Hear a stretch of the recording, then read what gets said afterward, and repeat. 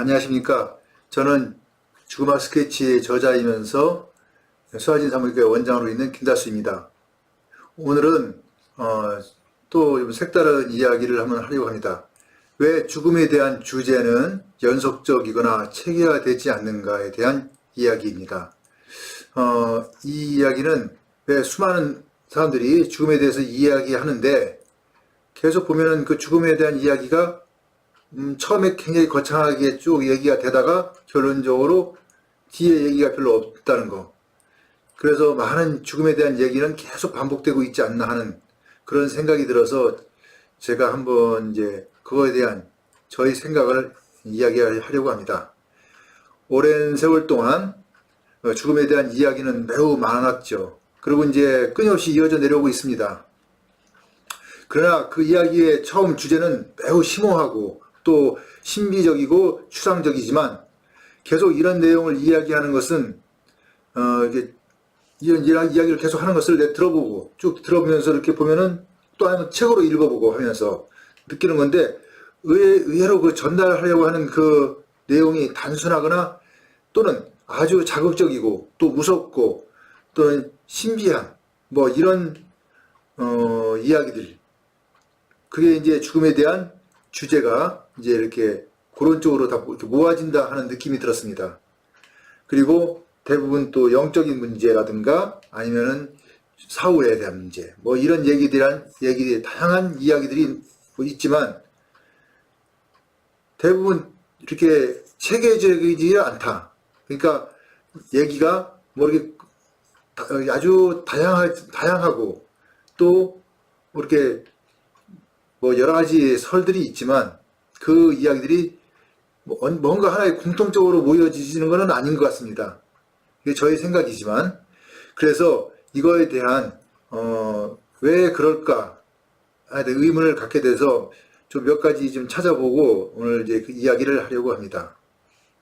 오늘 강의는 이제 슬라이드 강의로 이제 하겠습니다. 왜 죽음에 대한 주제는 연속적이거나 체계화되지가 않는가 대해서 슬라이드 강의를 시작하겠습니다.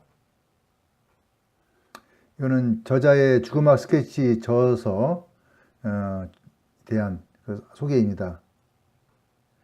이 책은 2018년 9월에 출판을 하였고 인간사랑에서 책이 나왔습니다. 한번 참고해 주시면 더 감사하겠습니다. 오랜 세월 죽음에 대한 이야기는 매우 많았습니다. 근데 그러나 매번 그 단편적이고 체계화가 안 되는 것은 무엇일까? 또 왜 죽음 이야기는 대부분 감성적으로 흐를까? 많은 이야기가 신비주의 또는 사후의 이야기로 흐를까? 종교와 철학이 그토록 노력해도 죽음에 대하여 아직도 그 답을 못 찾고 있는 것일까? 이런 의문이 드는 것은 저만 그러지는 않을 겁니다. 우리 저에게 구독해 주시는 우리 구독자분들도 이런 생각은 해보셨을 것 같습니다.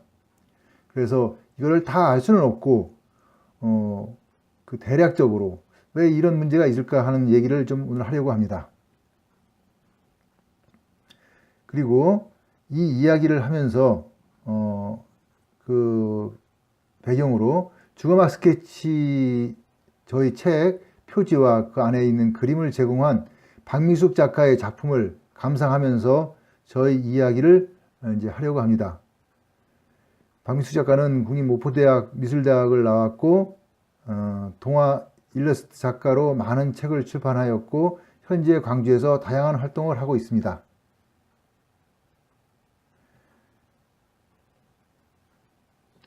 하여튼 그 죽음에 대해서 비슷한 이야기가 매번 반복되고 단지 덧붙여지는 그 내용으로 죽음에 대한 이야기는 마치 수레바퀴처럼 계속 생산되고 있다는 느낌을 받습니다.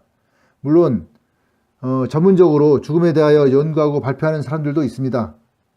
그러나 이들도 죽음에 대한 이야기를 시작하면 모든 것을 하나에 몰아서 이야기하는 그런 경향이 큰 것 같습니다. 한번 듣게 되면 상당히 감동을 받는데 그 다음 후속 이야기가 이어지지 못하고 있는 그런 경향도 있습니다. 곧 죽음을 너무 한꺼번에 다 이야기하다 보니까 그 소재가 떨어지는 면에서 죽음을 너무 급하게 받아들이고 한 번에 표현하려고 하는 그러한 조급함이 있지 않았나 하는 생각도 듭니다.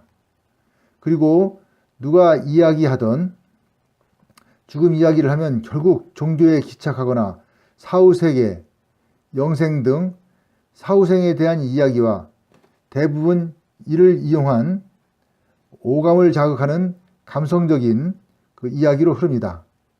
아니면은 자기 그 체험, 그렇죠. 이제 자기가 이제 뭐 꿈에 아니면 임사 체험, 뭐 사후 세계를 갔다 왔다든가 뭐 이런 얘기, 뭐 이제 다양한 그 자기의 경험, 그 체험 이런 것을 이야기합니다. 이는 동서양 어디에도 비슷하다고 봅니다. 이미 죽음을 이야기하다 보니 점차 이런 방향으로 흘러가는 하나의 기류가 있기 때문인 것 같습니다.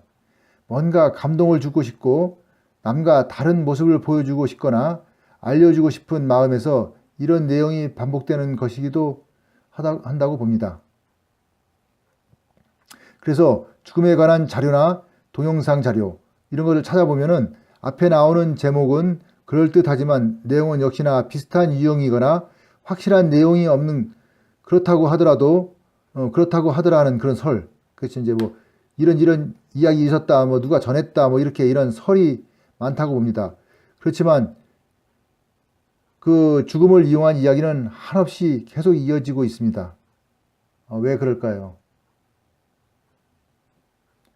사람들은 죽음을 정확히 안다는 것, 그 자체가 불가능하고 죽음에 대하여 무엇이라고 정확히 언급하는 것이 어렵고 그 누구도 아직 죽음을 실제 경험하지 못하였기에 그 생기는 가장 큰 이유가 있을 것입니다.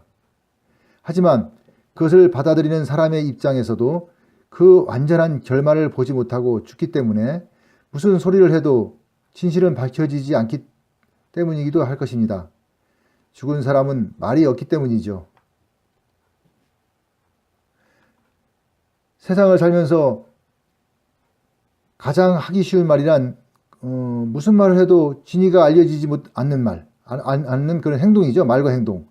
그것이 바로 죽음에 대한 이야기일 것입니다. 그러다 보니 그 다양한 신비가 또는 초능력자가 과거에는 엄청 많았습니다.